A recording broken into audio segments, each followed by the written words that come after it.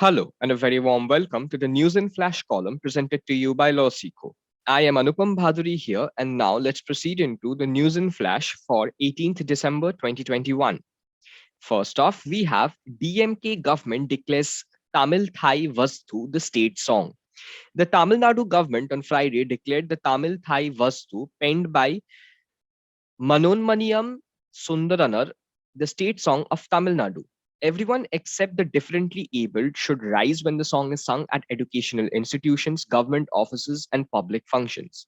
The announcement came days after Justice G.R. Swaminathan of the Madurai bench of the Madras High Court observed the Tamil Thai Vastu was a prayer song and not an anthem, and there was no statutory or executive order requiring attendees to stand up when it was being sung. According to an official release, the song should compulsorily be sung at the beginning of events organized by all educational institutions, government offices, and public sector undertakings, among the other public organizations. The song should be sung in 55 seconds in Mullaipani Ragam, Mohana Ragam. Secondly, we have President Kovind inaugurates landmark Kalibari Temple in Dhaka. President Ramnath Kovind on Friday inaugurated a famous Hindu temple in Dhaka that was destroyed by Pakistani forces in 1971. He declared that the revived shrine represents the spiritual and cultural bonds between India and Bangladesh. The original Ramna Kalibari was built during the medieval era and was famous for its tall structure. In 1929, the temple complex acquired an additional building for the devotees of the famous saint Anandamayi, who later became Prime Minister Indira Gandhi's spiritual advisor.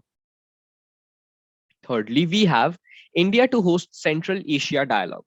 India will now host the third edition of the India Central Asia Dialogue in New Delhi from Saturday to discuss further strengthening of relations between member states with a focus on trade, connectivity, and development cooperation. The 3 day event will go on till Monday, December 20th.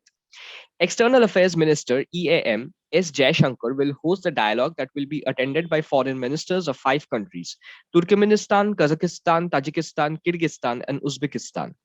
The holding of annual meetings of the India Central Asia Dialogue is a symbolic of interest on the part of all member countries for greater engagement between them in a spirit of friendship, trust, and mutual understanding. The current situation in Afghanistan will be a major topic of discussion at the 3 day India Central Asia Dialogue. Next up, we have Bhutan confers its highest civilian award on PM Narendra Modi. The country of Bhutan on Friday conferred its highest civilian award, Gadak Pelgi Khorlo, on Prime Minister Narendra Modi.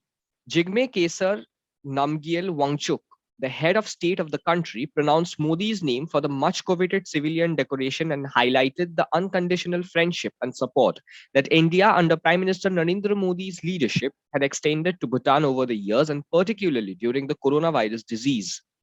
Bhutan was the first country to receive the Narendra Modi regime's gift of COVID-19 vaccines, manufactured by the Serum Institute of India.